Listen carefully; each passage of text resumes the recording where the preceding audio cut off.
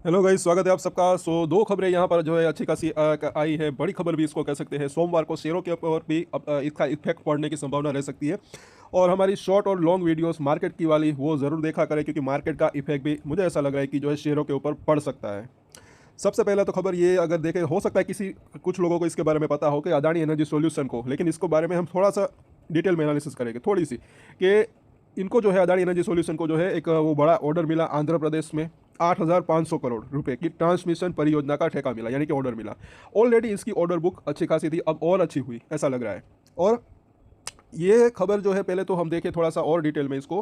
तो कंपनी ने के एक बयान में कहा गया कि ये परियोजना जो है केंद्र के टेरिफ आधारित प्रतिस्पर्धी बोली के ढांचे के माध्यम से जो है प्रदान की गई थी, जिसमें जो है AESL सबसे, यानी कि ये कंपनी प्रतिस्पर्धी बोलीदाता के रूप में उभरी। और ये पारेषण प्रणाली विशाखापट्टनम क्षेत्र में प्रस्तावित हरित हाइड्रोजन और हरित एमोनिया परियोजनाओं के लिए बिजली की आपूर्ति और एकीकरण को सुगम बनाएगी, जिससे अनुमानित 4,500 मेगावाट की मांग जो है वो पूरी होगी। एक तो ये बात हो गई। और ये पेंडुर्थी विशाखापट्टनम क्षेत्र से अपेक्षित बढ़ती लोड आवश्यकता का भी समर्थन करेगा, यहाँ जहाँ पर जो है डेटा सेंटर और डिजिटल बुनियादी ढांचे में निवेश की एक नई लहर आकार ले रही है।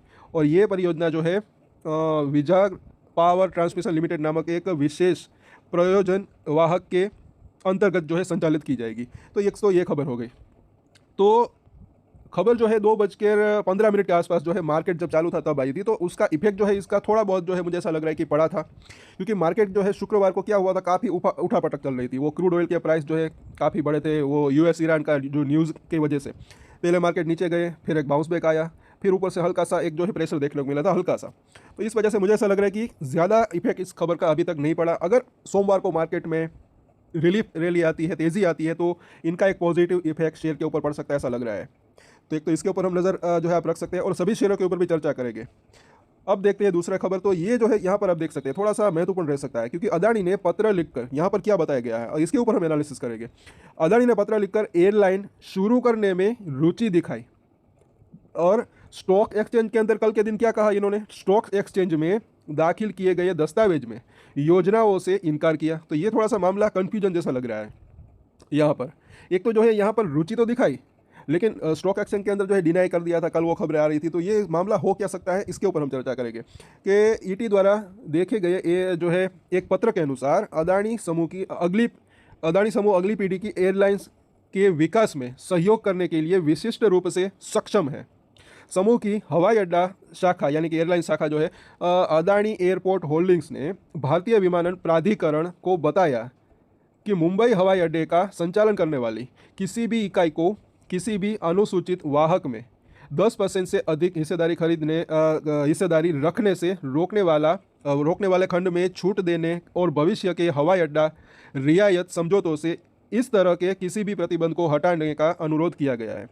तो ये मामला है क्या कि मतलब कि ये जो है एयरलाइन भी शुरू कर सकते हैं। तो पहले जो है मतलब कि इन्होंने जो है डिनाई किया था, मना किया था कि हमारी कुछ दिलचस्पी नहीं है अभी, क्योंकि एयरपोर्ट बिजनेस तो है इसके पास, अदानी ग्रुप के पास। और ये सबसे पहले बात तो जो है अदानी एंटरप्राइज की जो है उसके अंदर आती है ये अदानी एयरपोर्ट, लेकिन ये जो है इनकी फ्लैगशिप कंपनी है।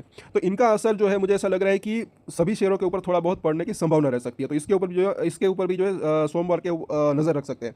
पहले देखें आगे खबर क्या है, तब आपको पता चलेगा कि अदानी एयरपोर्ट के CEO अरुण बंसल द्वारा लिखे गए इस पत्र की एक प्रति अदानी एंटरप्राइज की कंपनी सचिव जतिन वाला को भी जो है भेजी गई थी, जिसने शुक्रवार को किसी भी प्रकार की एयरलाइन, ये ज़रा देखें पहले, ये देखें, किसी भी प्रकार की एयरलाइन शुरू करने की योजना से इनकार किया था। अब यहाँ पर पहले ये इन्होंने इनकार किया था, और कंपनी ने ET के इस सवाल का जवाब नहीं दिया कि एयरलाइन शुरू करने में रुचि दिखाने के बावजूद उसने स्टॉक एक्सचेंजों को गलत जानकारी क्यों दी। मतलब कि ये गलत जानकारी हो या फिर क्या हो, अब ये हो क्या सकता है वो हम देखेंगे।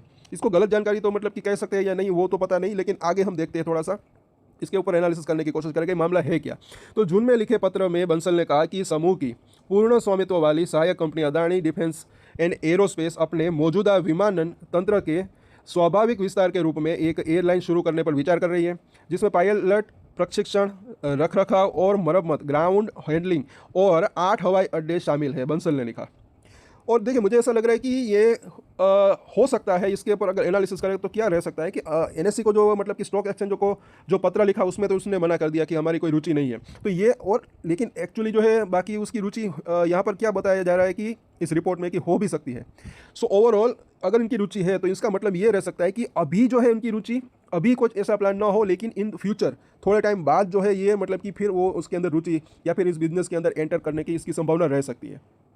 आई होप कि आप समझ पा रहे होगे। चलिए आगे देखते हैं, मतलब कि अभी प्लान ना हो लेकिन आगे चलकर वो रह सकता है। और अगर ये अदानी ग्रुप की अगर बात करें, अगर ये एयरलाइन की बिजनेस के अंदर आते हैं तो अच्छा भी रह सकता है, ऐसा मुझे लग रहा है, क्योंकि इनके कई बिजनेस की अगर बात करें तो एक बिजनेस मॉडल जो है मुझे काफ़ी अच्छा लग रहा है। फिलहाल आगे ज़रा देखें तो भारत के विमानन विकास में कुछ एयरलाइन समूहों के प्रभावी प्रभुत्व वाले अत्यधिक केंद्रित एयरलाइन बाजार के उभरने से उत्पन्न संरचनात्मक कमजोरी है और इस प्रकार का केंद्रीकरण प्रणालीगत जोखिम प्रस्तुत करता है। सबसे पहली बात अगर बात करें, इस पृष्ठभूमि में हम टीयर 2 और टीयर 3 शहरों में कनेक्टिविटी को बेहतर बनाने में महत्वपूर्ण भूमिका निभाने के लिए एयरलाइन व्यवसाय में भागीदारी का मूल्यांकन कर रहे हैं। सबसे पहली बात है।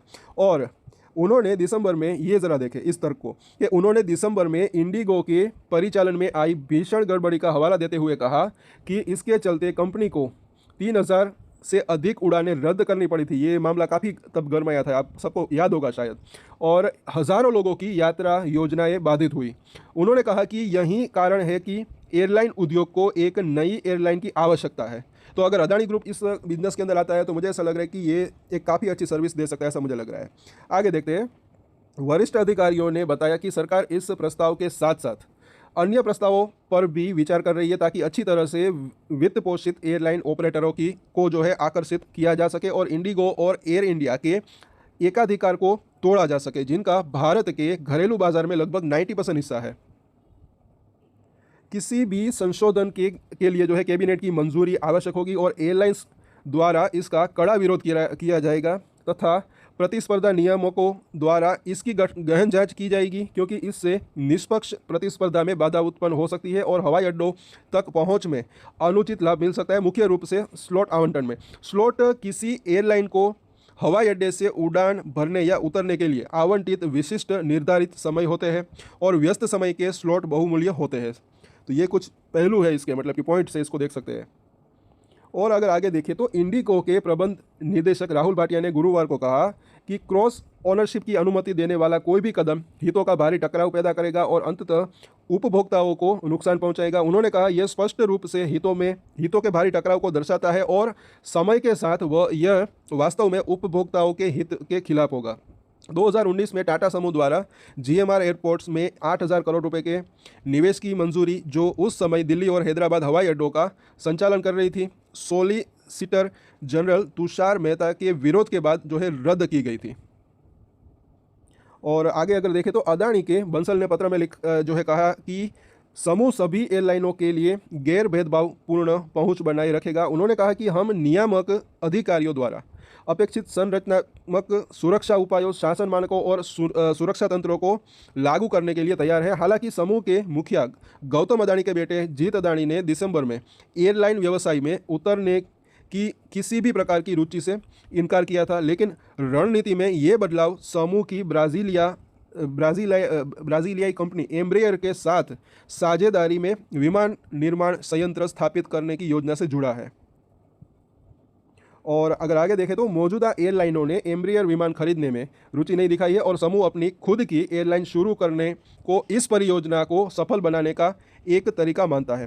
तो देखिए ये इसकी रिपोर्ट है। इसके अंदर देखने लायक बात क्या है कि स्टॉक एक्सचेंज को क्या किया कि जो है डिनाई किया कि हम जो है इसके अंदर कुछ अभी हमारी रुचि नहीं है, लेकिन एक्चुअली अगर बात करें तो आगे मतलब कि इसका, जैसे कि हमने वीडियो के बीच में भी बात की कि अभी इसके अंदर क्या हो सकता है कि इस रिपोर्ट में है कि इनकी रुचि हो भी सकती है। तो ओवरऑल मुझे ऐसा लग रहा है कि देखिए अभी हो सकता है कि उसको कुछ इंटरेस्ट ना हो इस बिजनेस के अंदर उतरने का, लेकिन थोड़े टाइम के बाद जो है इनके अंदर जो है मतलब कि ये इस बिज़नेस के अंदर उतरने की इसकी संभावना रह सकती है। और अगर ये बिज़नेस के अंदर उतरते हैं तो मुझे ऐसा लग रहा है कि वो एयरलाइन बिजनेस के लिए भी अच्छा रह सकता है। और ये अदानी का दबदबा आप जो है देख सकते हैं, क्योंकि वहाँ पर जो अभी है उनको जो है हो सकता है कि शायद वो पसंद ना आए, क्योंकि कॉम्पिटिशन बढ़ सकता है उनके लिए जो ये बिज़नेस करते हैं। लेकिन अगर आप अदानी ग्रुप के बिज़नेस को अगर आप देखेंगे, चाहे वो ग्रीन एनर्जी बिजनेस हो, या फिर वो गैसेस के बिजनेस हो, ईवी चार्जिंग स्टेशन का बिजनेस हो, इंफ्रास्ट्रक्चर का बिजनेस हो, डेटा पैटर्न हो, कॉपर का बिजनेस हो, तो ये अगर आप देखें वो एयरपोर्ट बिजनेस हो, तो उसके अंदर थोड़ा सा एक अच्छा खासा एडवांस बिजनेस आप कह सकते हैं। सर्विस की अगर आप बात करें तो ये एयरलाइन की भी अगर बात करें तो वो पहले से सुधर सकती है, ऐसा मुझे लग रहा है। तो ये अगर बिजनेस के अंदर आ जाते हैं तो ओवरऑल, तो जैसे कि यहाँ पर थोड़ा सा ये कंफ्यूजन जैसा लग रहा था, तो इसके ऊपर हमने जो है एनालिसिस करने की कोशिश की कि क्या मुझे लग रहा है कि, क्योंकि यहाँ पर ये जो है काफ़ी एक चर्चा फैली हुई है, इसके ऊपर हमें कुछ कमेंट्स भी आए थे। क्योंकि स्टॉक एक्सचेंज की बात करें तो वहाँ पर क्या किया उन्होंने कि डिनाई किया कि हमें हमें कुछ इंटरेस्ट नहीं है अभी इस, लेकिन ओवरऑल इस रिपोर्ट की बात करें तो यहाँ पर क्या दिख रहा है कि शायद वो बिजनेस के अंदर उतर भी सकते हैं। तो इसका एनालिसिस क्या रह सकता है, तो जैसे कि मैंने कहा कि मुझे ऐसा लग रहा है कि ये हो सकता है कि अभी जो है इस बिजनेस के अंदर उतरने में इसका कुछ इंटरेस्ट नहीं है, लेकिन थोड़ा टाइम बाद जो है ये इस बिजनेस के अंदर हो सकता है कि वो उतर सकते हैं, ऐसा मुझे लग रहा है फिलहाल इस रिपोर्ट के अंदर। मतलब कि जो हमने बात की तो ऐसा यहाँ पर लग रहा है। तो ओवरऑल अगर ये बिजनेस के अंदर आते भी है तो मुझे ऐसा लग रहा है कि इसके लिए मतलब कि अच्छा रह सकता है, कहीं ना कहीं ऐसा लग रहा है। और सोमवार को मुझे ऐसा लग रहा है कि थोड़ा बहुत ही सही, लेकिन शेयर के ऊपर भी इफेक्ट पड़ने की संभावना रह सकती है। साथ साथ मार्केट के अंदर सबसे बड़ी बात अगर बात करें तो वो मार्केट सुधरता है तो वो वीडियो ज़रूर देखें, तो शेयरों के ऊपर भी उसका इफेक्ट पड़ने की संभावना रह सकती है। मार्केट सुधरता है तो शेयर के अंदर भी जो है तेज़ी की संभावना रह सकती है। और इतनी गिरावट भरे मार्केट के अंदर भी अदानी ग्रुप के शेयर की अगर बात करें तो इतनी ज़्यादा गिरावट कुछ स्टॉक्स के अंदर नहीं आई, कुछ के अंदर गिरावट आई तो भी नीचे से बाउंस बैक आया। इसलिए मैंने कहा है कि डेली आप देखा ज़रूर करें। हम जैसे कि टाइम टू टाइम कभी जो है वीडियो इसके ऊपर मतलब कि लाते ही है, कभी नहीं भी जो है हो पाता बिजी शेड्यूल होने की वजह से। लेकिन जो सपोर्ट और रजिस्ट्रेशन है उसके ऊपर आप चाहे तो अपनी नज़र बना कर रख सकते हैं। तो हो सकेगा तो सभी शेयरों के ऊपर हम चर्चा करेंगे, तो वो वीडियो भी ज़रूर देखें और मार्केट के वीडियो भी ज़रूर देखा करें, शॉर्ट वीडियोस और लॉन्ग वीडियोस। सो आज के वीडियो में इतना ही। और एक स्टैंडर्ड डिस्क्लेमर जो कि मैं हमेशा देता हूँ, आप कोई भी ट्रेड ले उससे पहले अपनी रिसर्च करें, अपना फाइनेंशियल एडवाइजर की सलाह ले, उसके बाद ही कोई डिसीजन ले, और डिसीजन ले तो उसकी जिम्मेदारी मेच्योरिटी के साथ खुद ही ले। ये वीडियो मैंने एजुकेशन पर्पस के लिए बनाई, मेरी तरफ से कोई भी बाय या सेल की रिकमेंडेशन नहीं है। Thank you.